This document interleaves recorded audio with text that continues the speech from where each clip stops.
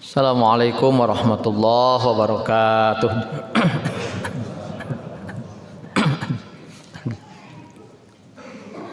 Allahu akbar, Allahu akbar, Allahu akbar, Allahu akbar, Allahu akbar, Allahu akbar, Allahu akbar, Allahu akbar, Allahu akbar.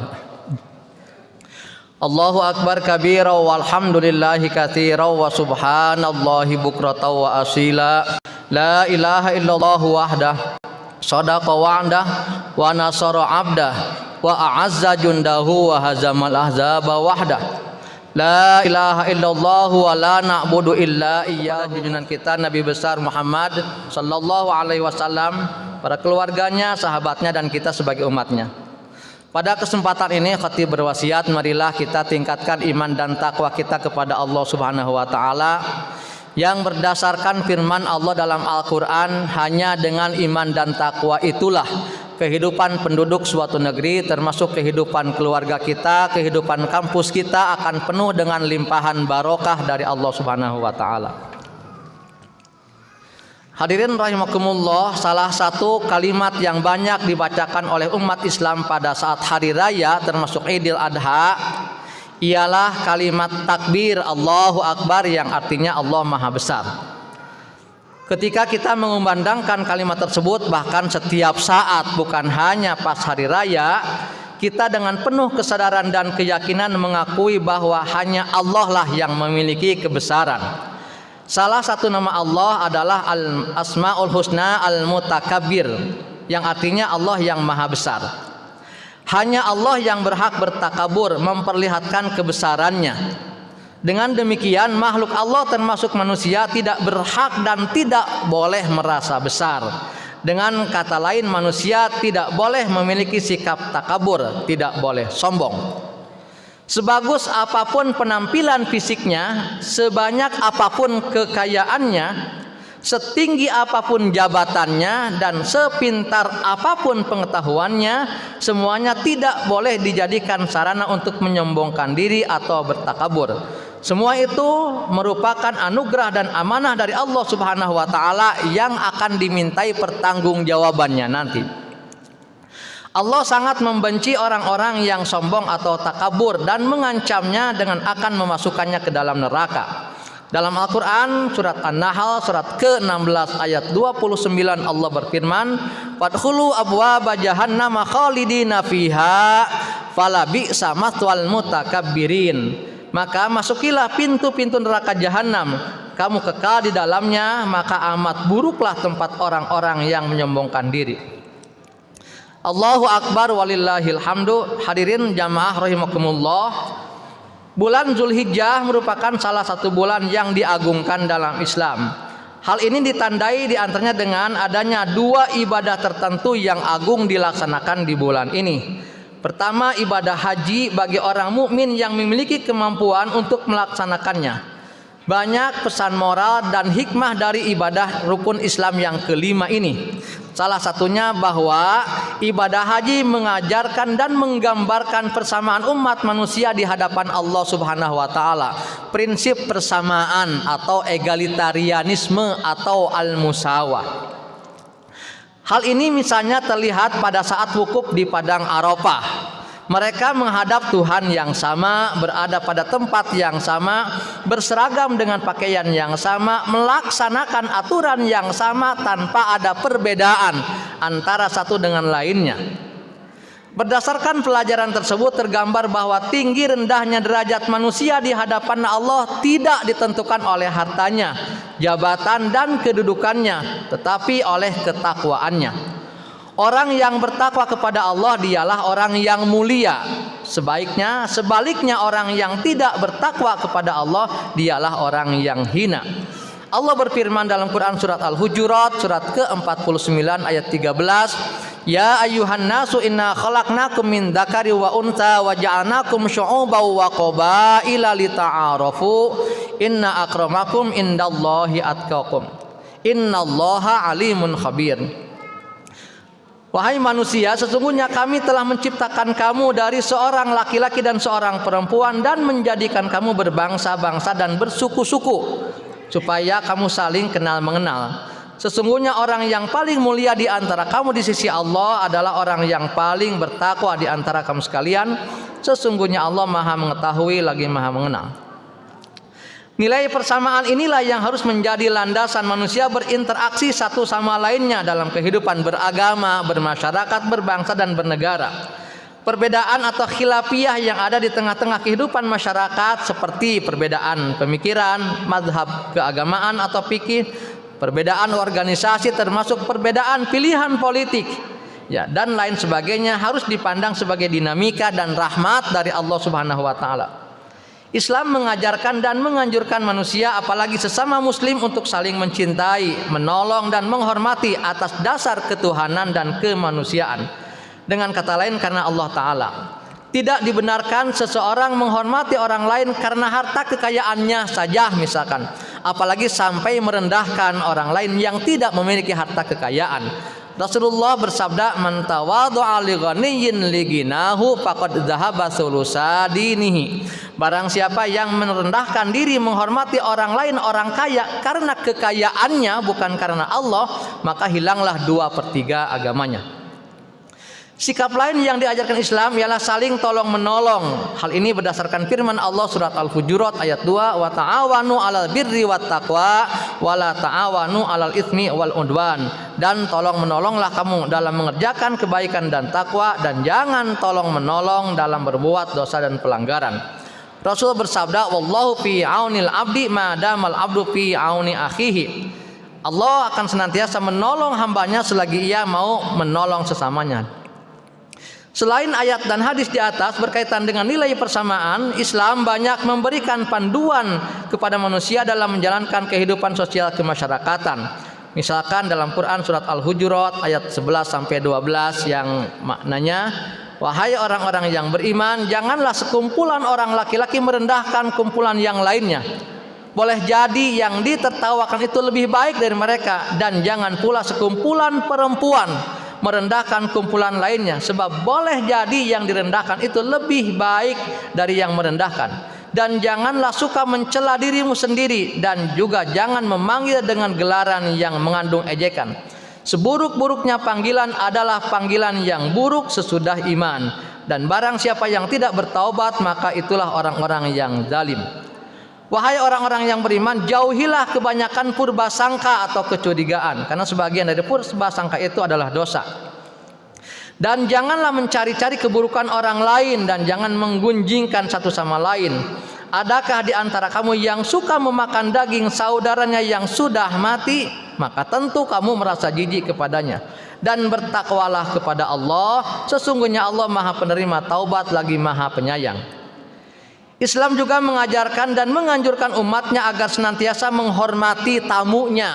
Man kana yu'minu billahi wal yaumil akhir fal yukrim dhaifah. Begitu pula menghormati dan menghargai serta mencintai tetangganya. Man kana yu'minu billahi wal yaumil akhir fal yukrim jarahu. Nabi SAW mengharamkan seorang muslim bersikap tidak baik atau bermusuhan dengan muslim lainnya, termasuk tetangganya, lebih dari 3 hari. Bahkan dalam salah satu hadis Rasulullah menyatakan bahwa malaikat Jibril senantiasa mewasiatkan Nabi untuk menjaga dan menyayangi tetangga, sehingga seakan-akan tetangga itu seperti ahli waris.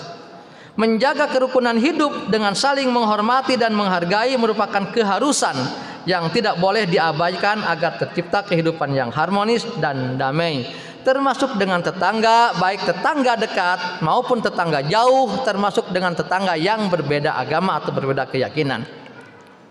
Allahu Akbar walillahil hamdu. Hadirin rahimakumullah, ibadah kedua yang disyariatkan khusus pada bulan Zulhijjah ini ialah ibadah kurban, yang artinya mendekatkan diri kepada Allah Subhanahu wa taala dengan menyembelih binatang-binatang tertentu. Beberapa hikmah dari ibadah kurban ialah: 1. Membuktikan keimanan dan ketakwaan kepada Allah Subhanahu wa taala. 2. Membuktikan cinta dan pengamalan terhadap sunnah Rasulullah sallallahu alaihi wasallam. Selanjutnya menunjukkan rasa kasih sayang dan kepedulian kepada sesama, dan mengikis sifat kikir dan cinta dunia yang akan membawa malapetaka dunia dan akhirat. Cinta dunia dan kikir merupakan 2 sifat yang dibenci oleh Allah Subhanahu wa taala. Dalam hadis Nabi dijelaskan bahwa cinta dunia atau hubbud dunya merupakan pangkal segala dosa, dan orang kikir adalah musuh Allah walaupun rajin beribadah. Orang kikir itu akan jauh dari Allah, jauh dari manusia, jauh dari surga dan dekatnya dengan neraka. Semangat berkurban harus senantiasa kita wujudkan dalam kehidupan sehari-hari, terutama ketika sebagian saudara kita masih hidup dalam kondisi miskin dan tertimpa musibah misalnya. Ya, seperti yang terjadi di negara kita, misalkan banjir, gempa bumi, tanah longsor, kebakaran hutan dan sebagainya. Bagi orang yang memiliki kekayaan sangat dianjurkan untuk membantu mereka sebagai bentuk simpati dan empati serta pelaksanaan ajaran Islam. Sering terjadinya musibah dan terlihatnya fenomena alam yang aneh dan menakjubkan harus menjadikan kita semakin introspeksi diri dan semakin mendekatkan diri kepada Allah Subhanahu wa taala. Menurut Al-Qur'an, banyak terjadinya musibah berupa kerusakan malapetaka di daratan dan lautan. Secara teologis memang merupakan ketentuan Allah Subhanahu wa taala, dan secara kosmologis memang merupakan keadaan dunia yang sudah semakin begini adanya. Tapi juga diakibatkan oleh tangan-tangan manusia. Seperti firman Allah dalam Quran surat Ar-Rum ayat 41, "Dhaharal fasadu fil barri wal bahri bima kasabat aydin nas liyudhiqahum ba'dalladzi amilu la'allahum yarji'un." Telah tampak kerusakan di darat dan di lautan disebabkan karena perbuatan tangan manusia, supaya Allah merasakan kepada mereka sebagian dari akibat perbuatan mereka agar mereka kembali ke jalan yang benar. Keterlibatan manusia dalam banyak terjadinya bencana bisa jadi berbentuk pengrusakan dan eksploitasi alam berlebihan akibat sifat tamak dan rakusnya, perilaku maksiat, penegakan hukum yang buruk, pengabaian kepentingan rakyat, korupsi dan lain-lain. Manusia harus bertanggung jawab atas segala perilakunya, dan di hadapan Allah nanti akan diadili dengan seadil-adilnya. Allahu Akbar walillahil hamdu. Hadirin rahimakumullah, pada akhir khutbah pertama ini khatib mengajak jamaah sekalian untuk terus meningkatkan kualitas dan kuantitas pengetahuan dan pengamalan agama kita. Hanya dengan agama hidup akan terarah dan bahagia. Orang yang jauh dari agama akan tersesat dan sengsara. Hatinya akan gelisah. Banyaknya harta dan tingginya jabatan tidak menjadi jaminan hidup bahagia. Meningkatkan pengetahuan agama dapat dilakukan dengan terus menuntut ilmu. Kalau mahasiswa sudah pasti karena setiap hari belajar ya, dan yang hukumnya wajib. Begitu pula mengamalkannya. Dengan berilmu kita tahu mana yang halal, mana yang haram, mana yang harus kita makan, minum, pakai dan sebagainya, yang betul-betul yang halal. Yang haram harus kita jauhi. Mengkonsumsi makanan minuman yang haram termasuk yang diusahakan dengan cara-cara yang haram seperti menyuap, korupsi, mencuri, berjudi dan lain sebagainya akan menjadikan kita jauh dari Allah Subhanahu wa taala, dan kita akan mendapatkan murkanya. Hati akan keras, pikiran akan beku dan tidak mungkin menjadi cerdas. Dengan menuntut ilmu juga kita tahu bahwa agama kita Islam telah mengatur segala bentuk aspek kehidupan, misalkan dalam berpakaian, dalam bergaul, bertata cara kehidupan dan lain sebagainya. Dan sebagai muslim kita harus setia dengan ajaran Islam, setia dengan aturan Al-Quran.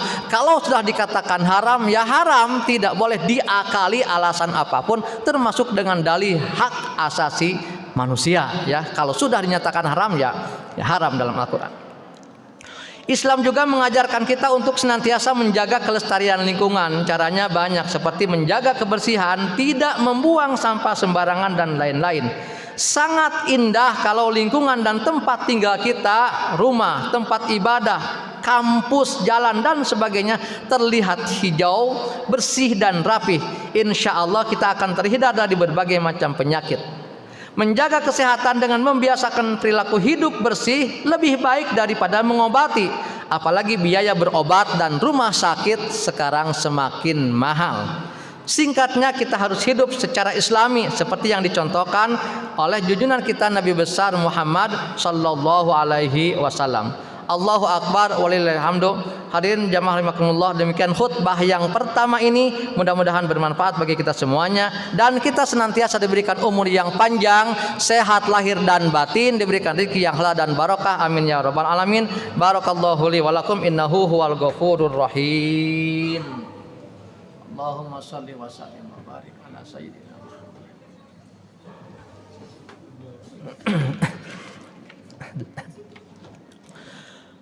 Allahu akbar, Allahu akbar, Allahu akbar, Allahu akbar, Allahu akbar, Allahu akbar, Allahu akbar. Allahu akbar kabira walhamdulillahi katsira wa subhanallahi bukratan wa asila. La ilaha illallah wallahu akbar. Allahu akbar walillahil hamdu. Allahu akbar, alhamdulillahi rabbil alamin wal aqibatu lil muttaqin wala udwana illa 'alaz zalimin. Asyhadu an la ilaha illallahul malikul haqqul mubin wa asyhadu anna Muhammadan abduhu wa rasuluhu shadiqul wa'dil amin. Allahumma shalli wa sallim ala Muhammadin wa ala ali Muhammad. Fa ya ayyuhan nasu taqullaha haqqa tuqatih wa la tamutunna illa wa antum muslimun.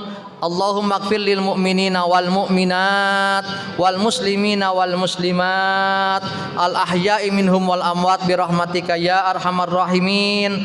Allahumma ij'al hajjahum hajjan mabrura wa sa'yan mashkura wa dzamban maghfura wa tijaratan lan tabur. Rabbana atina fid dunya hasanah wa fil akhirati hasanah wa qina adzabannar. Rabbana taqabbal minna innaka antas samiul alim wa tub alaina innaka antat tawwabur rahim. Subhana rabbika rabbil izzati amma yasifun wa salamun alal mursalin walhamdulillahi rabbil alamin. Wassalamualaikum warahmatullahi wabarakatuh. Muhammad sallallahu alaihi wasallam.